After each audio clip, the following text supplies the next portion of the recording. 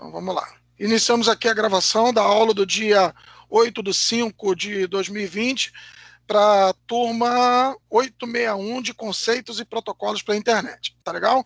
Então, antes de eu começar a falar de qualquer coisa com vocês, eu queria fazer algumas perguntas com relação a esses vídeos que eu deixei para vocês aí. Eu acho que eu deixei para a turma de vocês 2 vídeos mostrando a parte de modelos de rede. Aí eu acho que a gente viu, deixei para vocês um vídeo de modelos do modelo OSI, né? Como é que era essa comunicação no modelo OSI, e depois deixei um da arquitetura TCP/IP.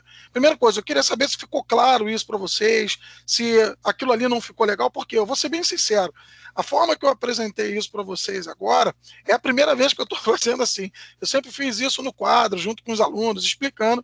Então, eu não sei se daquela forma que eu fiz ficou claro, se vocês conseguiram entender, se ficou alguma dúvida.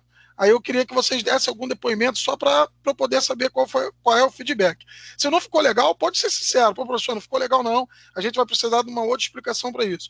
Não, professor, pô, ficou bacana, pode seguir daí para frente. Ou, professor, ainda não vi. Beleza, não viu, eu vou pedir para que vocês vejam na primeira oportunidade para que a gente possa, de repente, na semana que vem, fazer alguma recuperação desse conteúdo aí. Tá legal? Então, se alguém puder dar um feedback aí, pode abrir o microfone, pode falar, que é para eu poder acompanhar aí com vocês.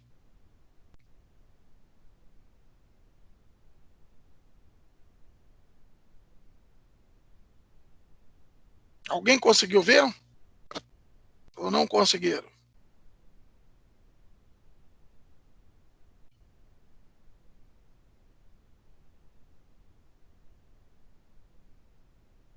Não? Sem resposta? Se vocês não viram, pode botar aí. Não vi, pô, tá tranquilo, não tem problema não. Eu só tô vendo sua tela. Não tô compartilhando.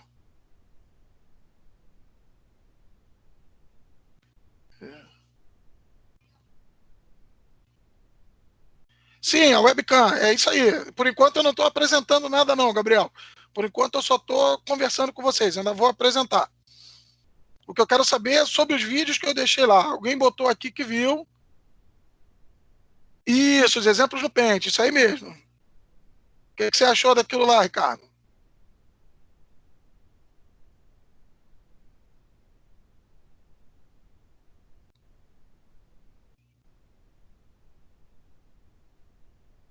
Tá, então maravilha.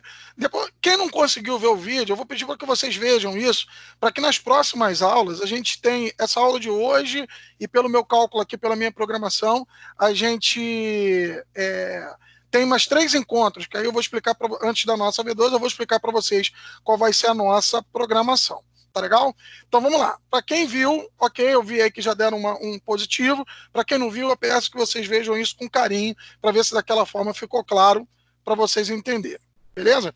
Então vamos lá. Eu vou compartilhar minha tela aqui com vocês com a apresentação que eu preparei para hoje, que a gente vai começar a falar da camada de aplicação.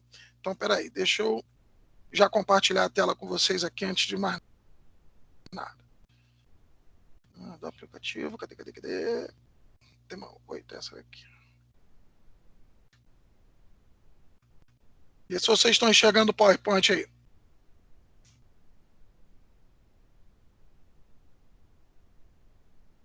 Já está no PowerPoint aí para vocês? Tranquilo?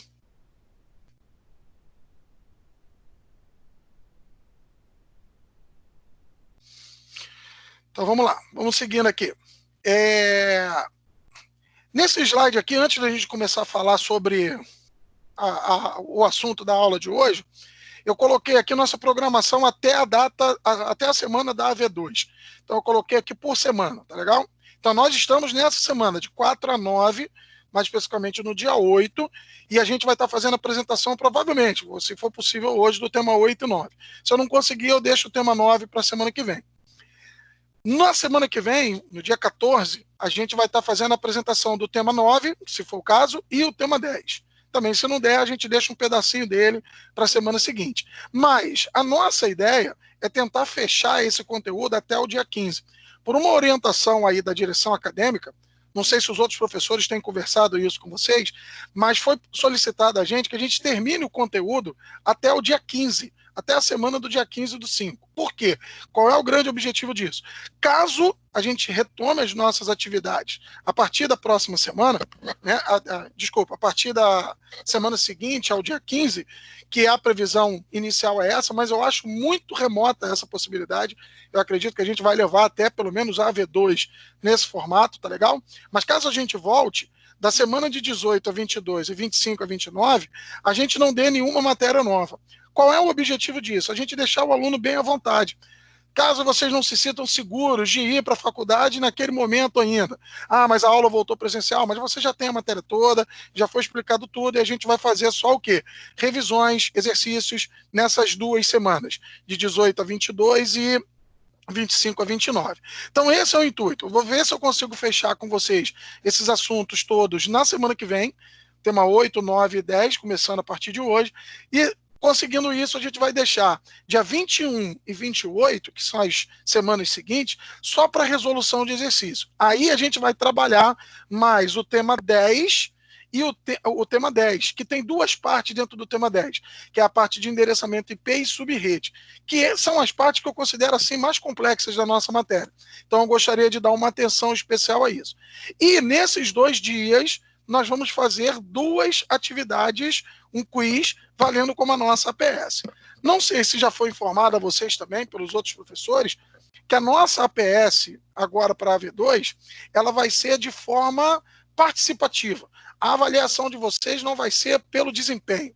Ah, eu acertei 10, então ganhei 1 ponto, acertei 5, ganhei meio ponto. Não. Participou da atividade, está ganhando essa pontuação. Então, o que eu gostaria de pedir para vocês, já deixando registrado nesse vídeo, é que vocês estejam presentes na aula, tá? Que a gente vai fazer nessas 2 semanas. Mais especificamente, quais vão ser os dias? Dia 21 de maio e dia 28 de maio. Essas datas são muito importantes porque cada participação de vocês nessas datas vai dar para vocês 1 ponto. Ah, fiz os exercícios, errei todos. Beleza, não tem problema nenhum. Você está ali aprendendo e com essa participação sua você vai estar ganhando 1 ponto nessas 2 datas. Então se organizem para nesses 2 dias. Estou deixando isso registrado no vídeo, mais uma vez eu estou dizendo, para que todos assistam e todos tenham a ciência da importância dessas 2 datas. E na AV2, na aplicação da AV2, que vai ser no dia 5 de junho, né, que é a nossa aula da primeira semana de junho, eu vou aplicar uma prova para vocês. Como é que vai ser essa prova? Então vamos lá. Já temos 2 pontos da APS, né? Que a gente vai conseguir no dia 21 e 28. Vou colocar 2 questões discursivas para vocês, do mesmo molde que foi feito na AV1. Então vocês vão receber um documento do Word, vão desenvolver essas questões. Depois que desenvolver essas questões, vão gerar um PDF e mandar para mim via AVA. 2 pontos aí. Já temos 4 pontos. E no dia 5/6, eu vou abrir uma plataforma durante o horário da aula para vocês poderem fazer a prova online. Tá legal? Então, eu vou mostrar para vocês hoje, no finalzinho dessa aula, como vai ser essa plataforma, para vocês poderem interagir já.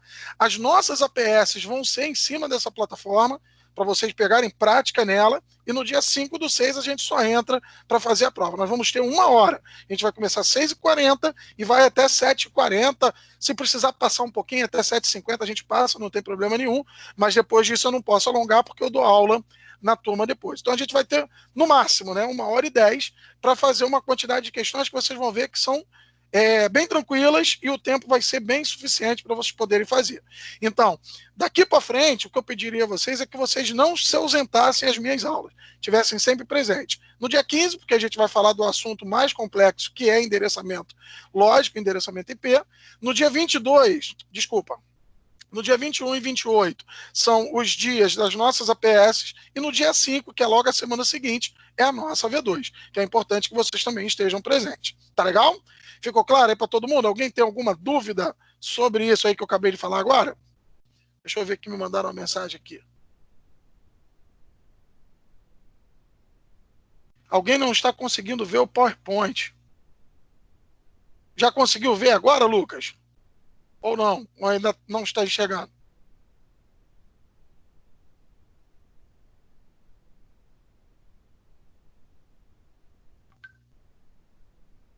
Pessoal, se vocês quiserem abrir o microfone aí para falar, para poder dar a resposta mais rápido, não tem problema nenhum, não.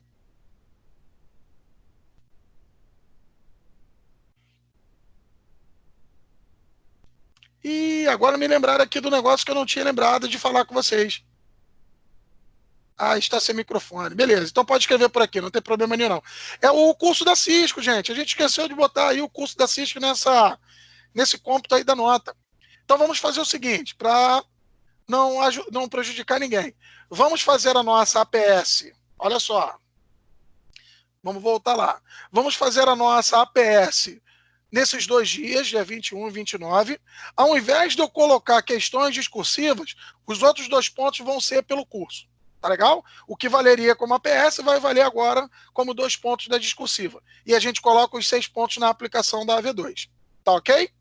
Ficou claro aí para todo mundo? Só dá um ok aí para eu saber.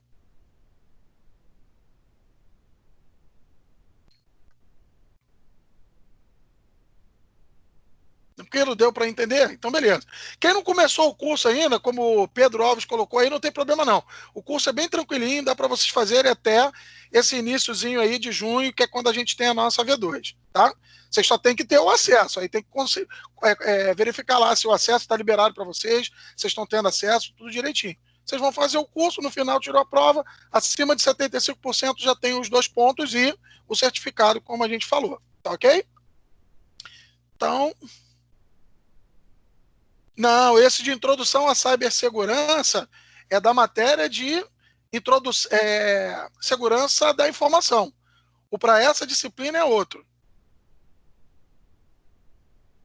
É Network Essential o nome. Vê se ele aparece para você aí, Gabriel. Tranquilo? Esse que vai valer.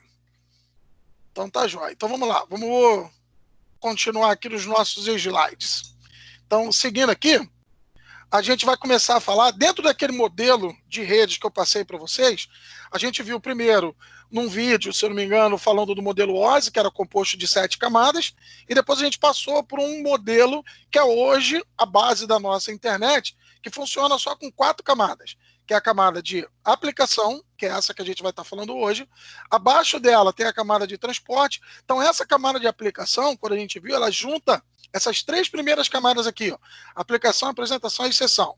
Depois, logo em seguida, vem a camada de transporte e a camada de rede, que é a última que a gente vai falar na semana que vem. Então, a gente vai falar da camada de transporte, ou começa hoje, ou começa semana que vem, e por último, a camada de rede, que é essa daqui. Tá ok? Então, vamos lá. Dentro da camada de aplicação, o que a gente precisa entender? Quando eu comentei com vocês sobre o conceito de protocolo, a gente viu que dentro de cada uma dessas camadas, a gente tinha o quê? Eram software, eram programas que, na verdade, estavam ali para definir algumas regras de comunicação.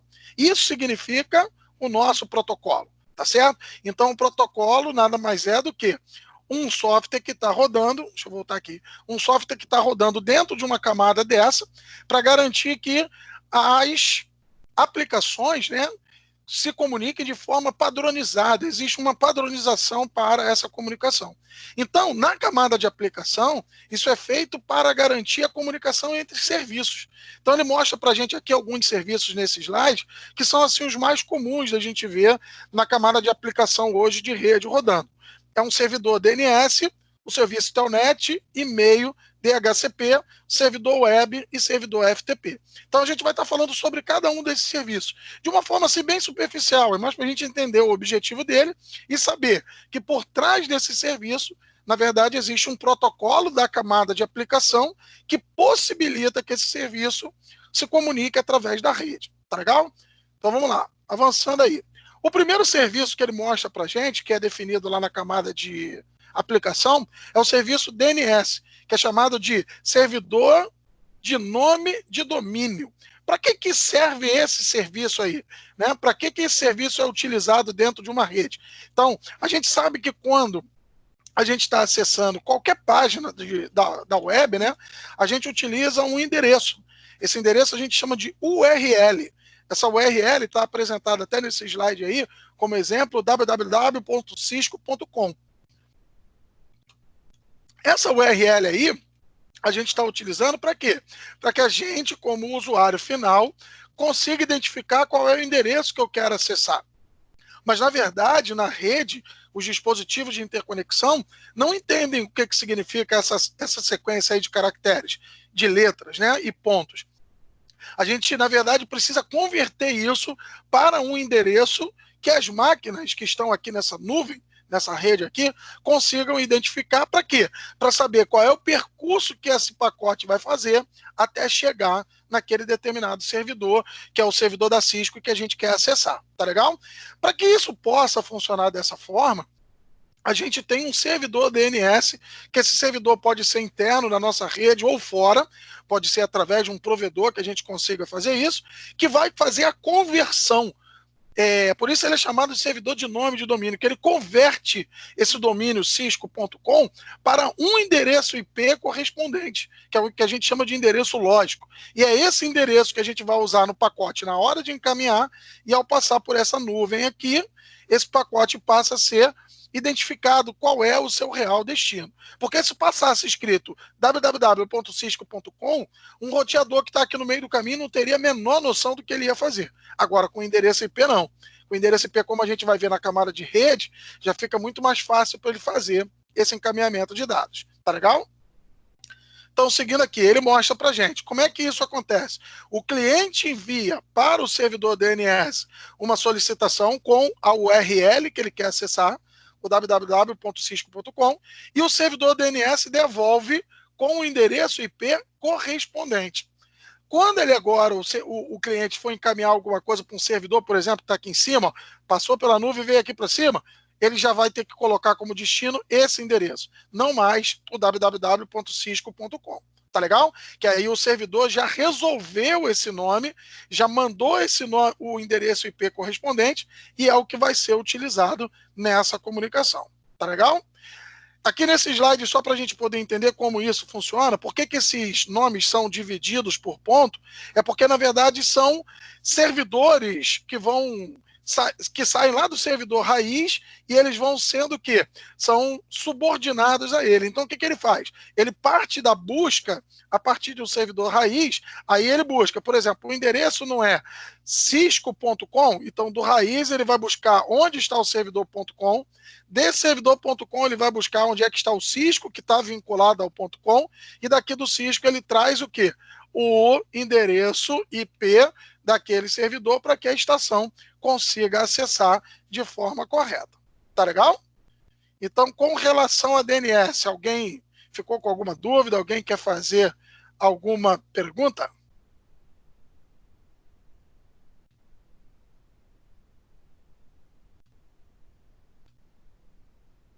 Tranquilo? Tudo certo? Então, vamos lá. Passando para o próximo serviço. O próximo serviço é o que a gente chama de Telnet. Também existe um protocolo por trás que vai possibilitar o quê? Um que a gente chama de login remoto, que é o que o nosso Telnet nos permite. O que seria esse login remoto? Só para vocês verem se vocês conseguem lembrar, não sei se vocês é da época de vocês, o conceito de Lan House, né? Eu acredito que sim, vocês mais novos pelo menos devem ter entrado em Lan House e devem ter reparado que numa Lan House sempre tinha a máquina do administrador que conseguia enxergar tudo que estava funcionando em todas as outras máquinas. Ele conseguia fazer isso através de um serviço chamado de Telnet. Através do protocolo Telnet, ele consegue se logar remotamente a uma máquina e ele consegue o que ele faz na sua máquina local ser replicado para aquela máquina que está lá. Então, assim, hoje, na prática, onde é que a gente usa um recurso como esse daí?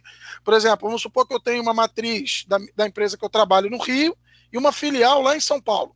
Pensando no momento desse aí de pandemia, que eu não posso me locomover para São Paulo com muita facilidade, o que eu teria que fazer?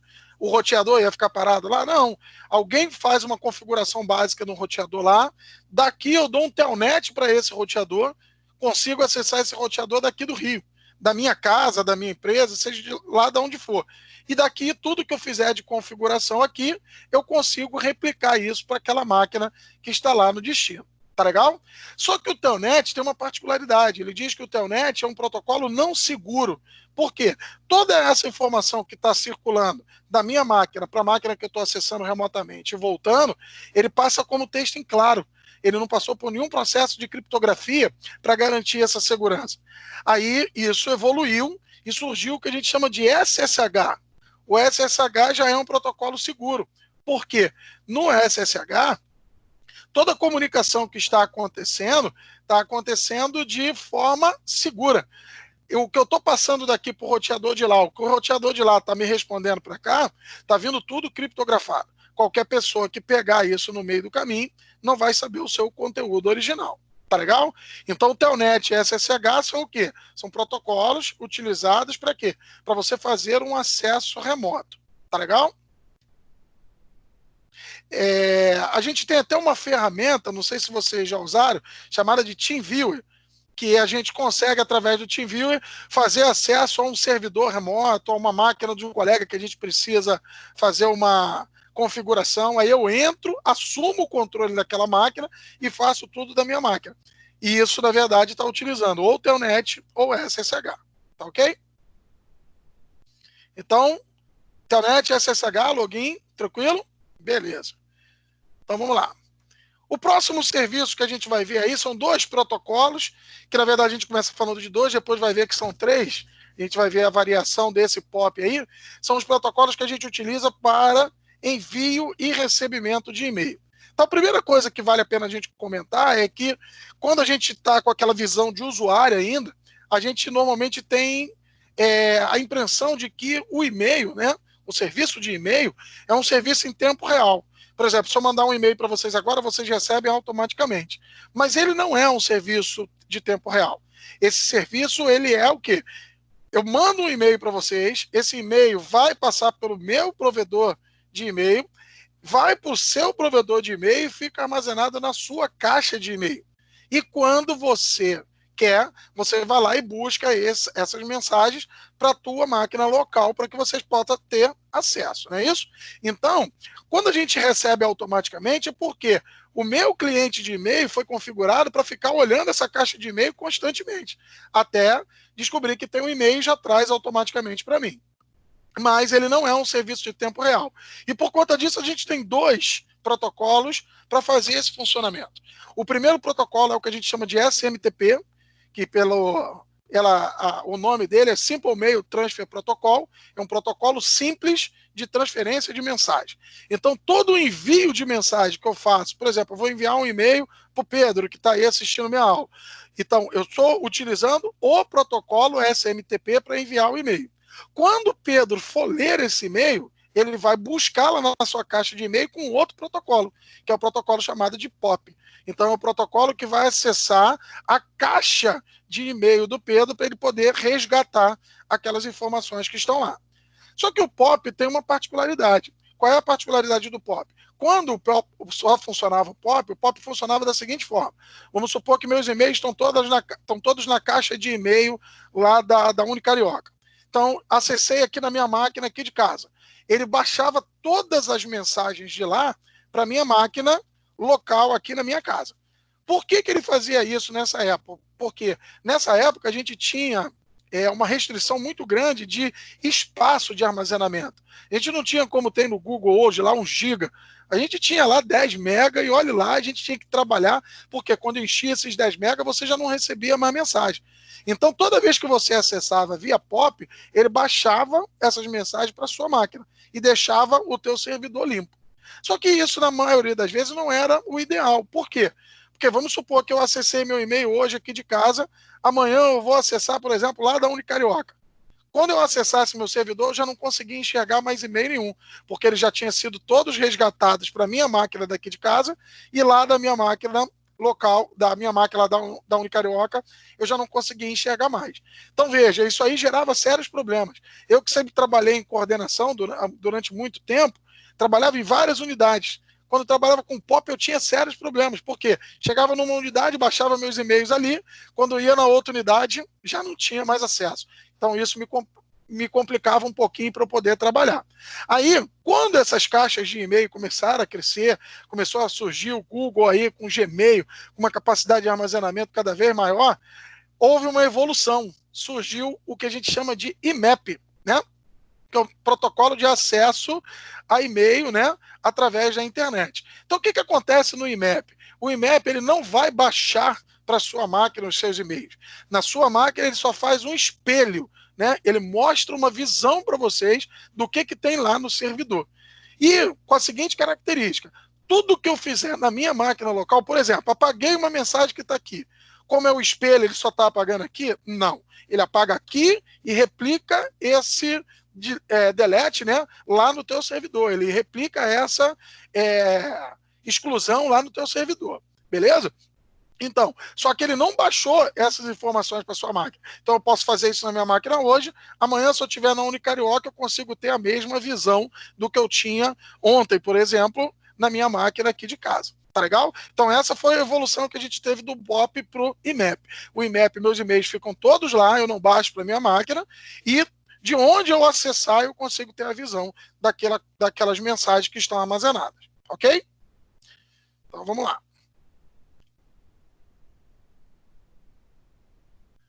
O pessoal falando aqui do TeamViewer. TeamViewer salva a gente, né? Parte do pessoal de suporte aí, é show de bola.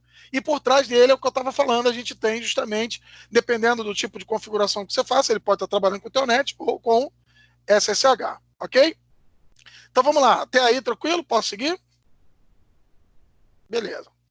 Então vamos lá, o próximo serviço que a gente tem aí na camada de aplicação é um muito comum utilizado para a gente, que é o www e o nosso famoso HTTP, que ele aparece automaticamente quando a gente coloca lá na URL no browser, né, uma URL qualquer. Esse HTTP, na verdade, é o protocolo que vai fazer a comunicação entre a nossa máquina, com o nosso browser, né, com o nosso navegador, buscando uma informação lá do nosso servidor web. Então, por exemplo, estou acessando agora um site do Banco Bradesco. Beleza. Ele vai trazer para mim toda aquela informação do site e vai apresentar no browser de uma forma mais amigável, né? Então, assim, deixa eu só ver aqui uma forma de mostrar um detalhe para vocês. Compartilhar a tela aqui, a tela inteira. Vamos supor que eu esteja acessando aqui o bradesco.com.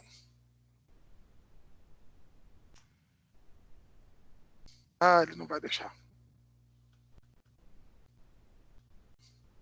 Tá legal, tá aqui. Ó. Esse site aqui, isso é uma página web que veio para minha máquina. Mas quem fez a conexão com o servidor para buscar isso? É o HTTP, que ele está aqui, ó. Aqui antes desse endereço que a gente utilizou, e ele traz um código que a gente chama de HTML, que vocês já devem ter visto isso em algum lugar. Aqui, ele apareceu agora. Ó, o HTTPS. Esse S está dizendo para mim que ele é seguro. Lá na matéria de segurança da informação, quando vocês fizerem, vocês vão entender isso um pouquinho melhor. Que aqui, ó, ele mostra um certificado digital, tá vendo? Ó?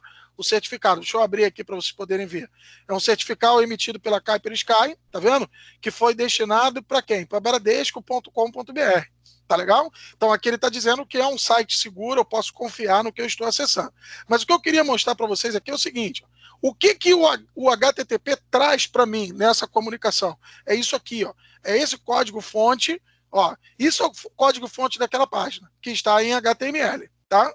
Então é esse código-fonte que o HTTP me traz para poder mostrar via browser aquela imagem bem mais amigável para um usuário final, que é isso aqui.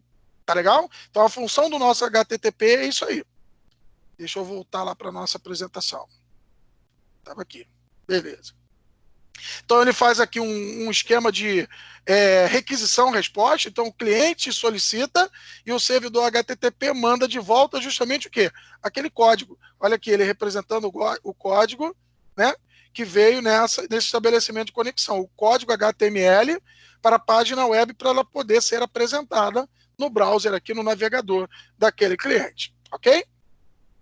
Então tá lá a representação desse browser de uma forma bem mais agradável do que aquela sequência de código, que para vocês o código não pode ser um problema. Vocês são de desenvolvimento de sistema, então o código tem que ser uma coisa bem familiar, né? Para mim, que sou de infraestrutura... Oi. No caso, acho que a maioria deve saber, né? Mas o que deixa um pouco mais amigável aí tudo é o CSS, né? Sim, sim. Que agora tem o JavaScript também, né? Que consegue facilitar bastante essa parte aí dessa demonstração. Também tem isso. E tem uma outra ferramenta também aí para criar como se fossem a interface, né? Enfim, tudo para o CSS, assim, para facilitar um pouco mais a vida de quem desenvolve. É isso aí. Beleza, obrigado aí pela colaboração.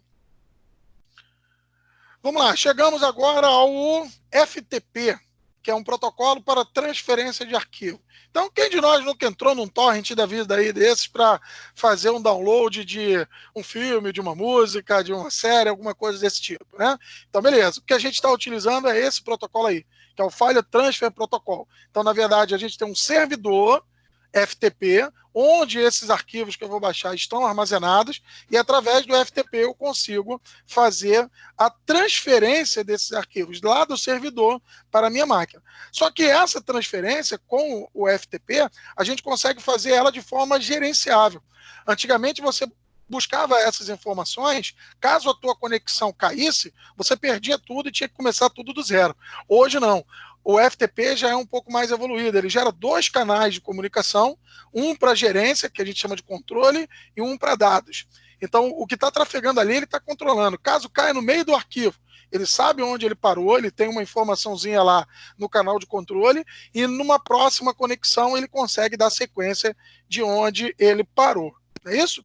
Então, o nosso FTP aí é bem simples. A gente tem aqui o cliente FTP, né? Tem uma interface do usuário aqui que é o cliente lá, por exemplo, do torrent ou de um sistema acadêmico de onde vocês estão baixando, por exemplo, o AVA. O AVA utiliza o FTP. Quando eu coloco um arquivo lá no servidor da Unicarioca, vocês vão baixar esse arquivo para a máquina de vocês, nada mais vocês estão utilizando além do que o FTP, que aí tem a interface gráfica justamente para poder facilitar esse uso, tá bom?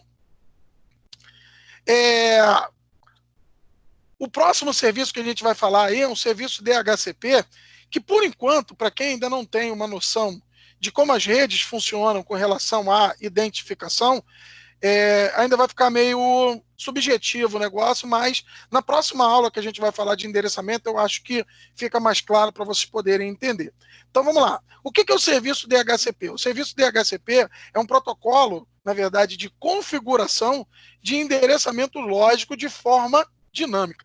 Então, o que significa isso? Cada máquina, quando a gente compra, né, qualquer dispositivo que possa ter acesso à rede, esses dispositivos necessariamente já vêm com um endereço próprio, que já vem do fabricante, que é um endereço que a gente chama de endereço físico ou endereço MAC, M-A-C, tá legal? Esses endereços a gente não consegue mexer. Esse endereço já vem gravado lá na firmware do dispositivo e a gente não consegue mexer. Agora, existe um endereço lógico que somos nós que configuramos, na mão. Eu tenho que ir lá e colocar o endereço que eu quero para aquele determinado dispositivo. Mas dependendo do cenário que eu trabalho, vamos imaginar que eu tenho lá um cenário de 1000 máquinas na empresa que eu tenho. Você imagina hoje você ter que fazer a configuração de um endereço IP de cada máquina dessa. Você como suporte. Quanto tempo você demoraria para fazer um negócio desse? Seria completamente inviável. Você deixaria essas máquinas paradas durante algumas horas ou talvez até dias, até você chegar no ponto de conseguir configurar todos esses endereços. Então, surgiu essa possibilidade da gente fazer essa configuração de forma dinâmica.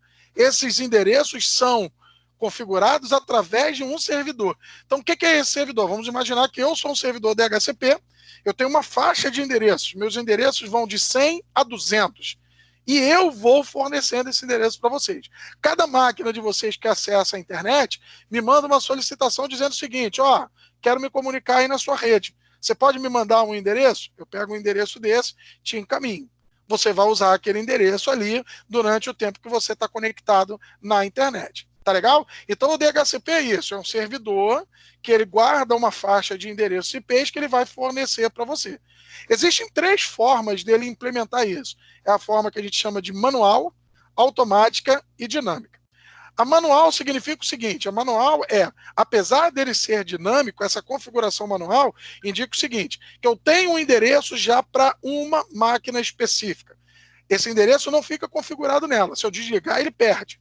Mas, toda vez que essa máquina se conecta, eu já sei que aquele endereço foi destinado para ela. Tá certo? Espera aí, deixa eu ver se... Acho que alguém tentou entrar aqui, só um minuto. Oi? Onde é que tá? É que eu não estou conseguindo mais ver o meu...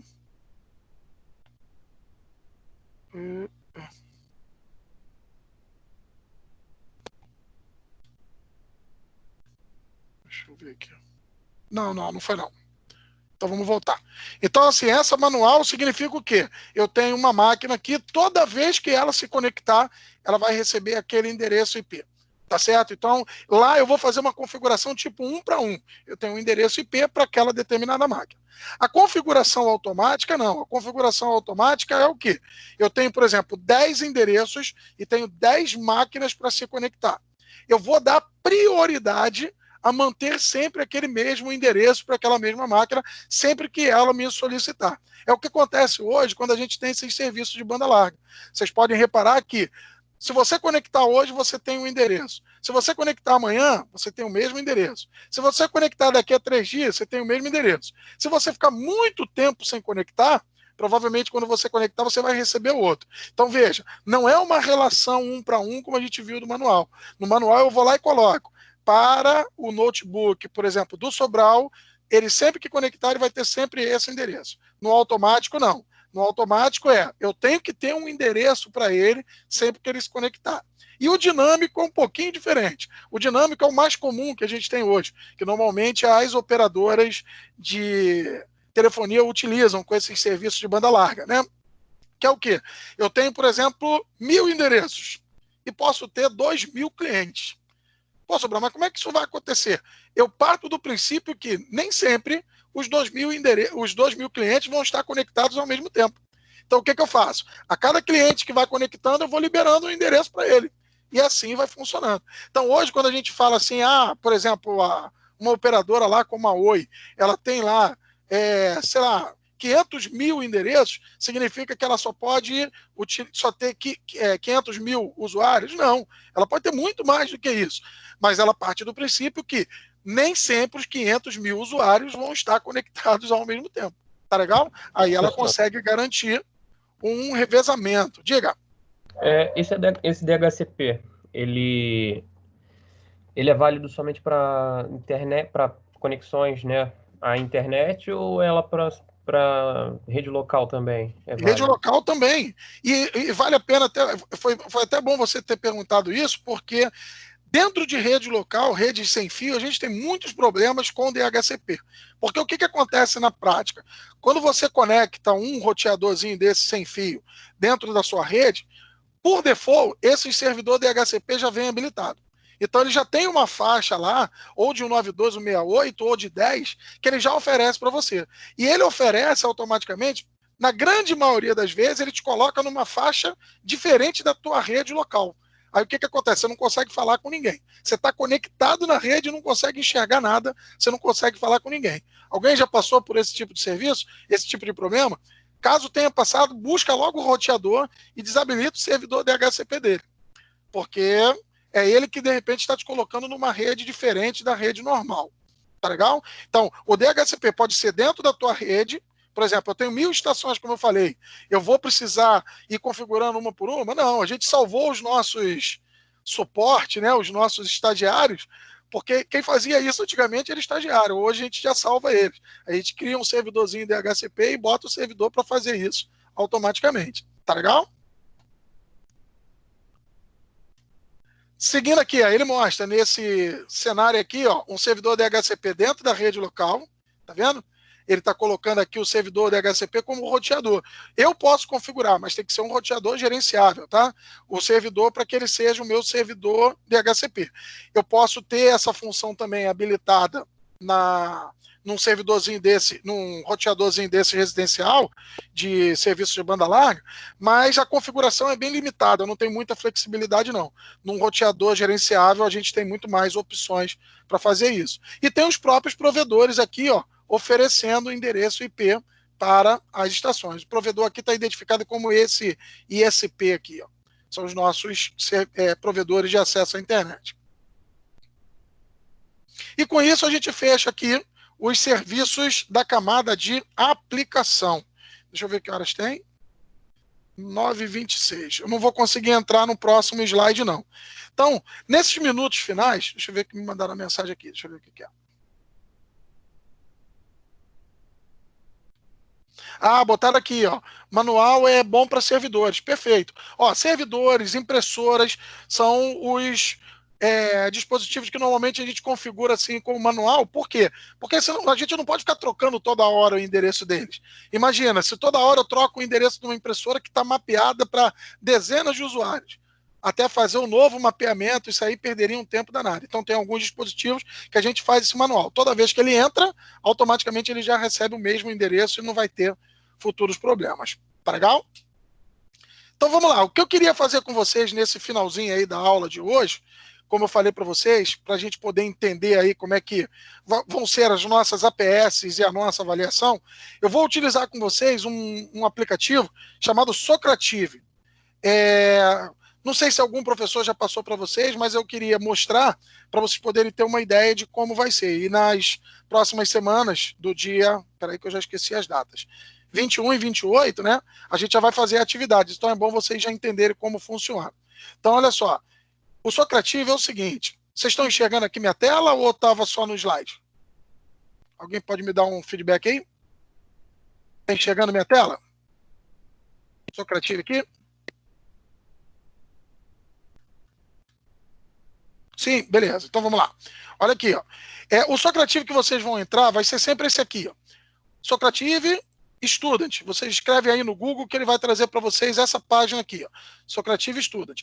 E para vocês, sempre que aparecer essa janela, vocês vão sempre entrar com esse nome da sala, AL Sobral. Então eu tenho uma sala única que eu vou utilizar para cada uma das turmas. Então, quando eu estiver usando com vocês, vocês podem colocar a sala AL Sobral, já entra na minha sala, e é onde eu vou habilitar a tarefa para vocês poderem realizar. Então, beleza. Deixa eu habilitar aqui só para poder mostrar para vocês. Quem puder entrar aí agora, já entra. Só para poder mostrar como é que o negócio funciona. Meios físicos de rede. Vou habilitar ele aqui. Feedback instantâneo e nota final. Então tá lá, tá rodando. Então, a visão de vocês é o quê? Ó, entrou aqui o nome da sala, clicou em entrar, vocês vão colocar o nome de vocês. Ó, vou botar aqui. Vou botar meu nome aqui como se eu fosse um aluno entrando. Aqui tá meio lento.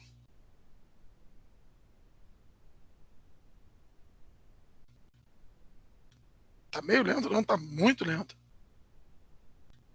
Então, quando vocês entrarem aí, alguns alunos eu já vi que conseguiram entrar, né? Já aparece aqui para mim. Olha só que coisa interessante. Eu tenho uma visão aqui nessa janela do que vocês vão estar fazendo. Então, eu tenho aqui, por exemplo, quem entrou? Guilherme Veloso, Lucas Andrade, Pedro e o Ricardo. Cada questão que vocês forem respondendo, responde uma aí qualquer, algum de vocês, só para poder... Aqui não está valendo ponto, não, só para vocês entenderem a dinâmica. Entra aí para mim, por favor. Clica em alguma questão aí, algum de vocês. Olha lá, ó. O Lucas respondeu aqui errado e o Ricardo respondeu certo. Aqui eu já estou acompanhando a quantidade de alunos que respondeu, 50% já respondeu, e quem está acertando e quem está errando a questão. Na nossa APS vai funcionar assim. Eu vou ter algumas perguntas sobre essas últimas partes da matéria, eu vou dizer para vocês qual, para vocês poderem estudar, e aí, num determinado momento, eu vou abrir esse questionário e vou dar um tempo para vocês poderem fazer. Tá legal? Então, o Socrative funciona assim. Vocês vão respondendo, eu vou enxergando daqui e ele vai me gerando uma estatística. Ó, 75% dos alunos acertaram. Eu tive só 25% aqui de erro. Por exemplo, o Lucas aí errou. E assim a gente vai fazendo o andamento. No final, ele vai mostrar para vocês qual foi as questões que vocês erraram, vai mostrar a resposta certa e ainda te dá a nota final. Você já sabe a tua nota naquele determinado momento. Olha que coisa legal, né? Então, só repetindo, aproveitando aqui para a gente só reforçar a nossa avaliação, enquanto vocês podem ir fazendo aí. Como é que vai ser a nossa avaliação? Corrigindo o que a gente falou. vai ser 2 pontos da APS, que a gente vai fazer uma atividade no dia 21 e uma atividade no dia 28. 2 pontos do curso Network Essential, que está lá na Cisco para vocês poderem fazer. Todos que fizerem acima de 75% ganham 2 pontos. E 6 pontos numa atividade utilizando essa ferramenta, que vai ser no dia 5 de junho. Tá legal? Então, deixa Professor, eu dar... só uma dúvida. Você falou 21 e 28. É quinta-feira mesmo, tá certo? Não, é sexta. Então eu errei as datas. Desculpa. Peraí, deixa eu voltar lá no slide, que aí eu vejo no slide certinho. Cadê? Aqui, cadê meu slide? Que eu já me perdi. Aqui. Tanta coisa aberta aqui na máquina. Aqui, ó. O slide é esse daqui. Então vamos lá. Ó. Dia 21 e 28, né não? 21 e 28? Será que eu botei errado? Deixa eu ver aqui no meu calendário. 21 e 28 é quinta, é 22 e 29. 22 e 29. É porque nessa semana aqui eu fui até o sábado. Eu pensei que o 15, 22 e 29 fosse sábado também. É na sexta-feira, no dia da nossa aula, no nosso horário de aula normal. Tá legal? Então, as APS é 22 e 29. Tá legal? E a nossa prova vai ser dia... Deixa eu conferir aqui também. Para passar a informação certinha e ficar gravado, né? É dia... Ah, não, a prova é no dia 5. Esse aqui eu fui até o sábado também. Então a prova é no dia 5 do 6. No dia e no horário da nossa aula normal. Tá bom? Pessoal, alguma dúvida? Alguma pergunta? Eu só pediria mais uma vez a vocês, antes de vocês colocarem, dar sequência aí na matéria de vocês, que vocês assistissem os vídeos que eu deixei lá sobre o modelo OSI e a arquitetura TCP/IP. Para caso vocês tenham alguma dúvida sobre aquilo ali, a gente ainda tem tempo para a gente discutir sobre isso. Se vocês deixarem para ver esse vídeo só no final, pode acontecer de a gente depois não ter tempo. Isso com vocês, tá bom? Então não deixe de assistir os vídeos, não. Eu fiz aquilo ali, assim, na expectativa de facilitar a vida de vocês, mas se não for possível, se não for legal, tem que me avisar com a maior sinceridade, que aí eu vou e tento explicar de uma outra forma, tá bom? Pedro, qual é a sua dúvida aí?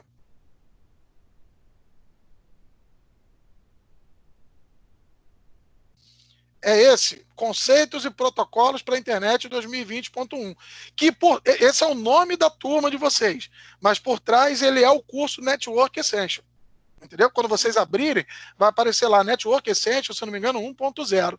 Mas o nome da turma de vocês criada é esse, Conceitos e Protocolos para a Internet 2020.1. Tranquilo? Mais alguma dúvida, pessoal? Não? Então eu vou parar aqui a gravação. Encerramos aqui então a aula de Conceitos e Protocolos para a Internet do dia 8/5/2020. Vou tentar renderizar esse vídeo assim que possível e já posto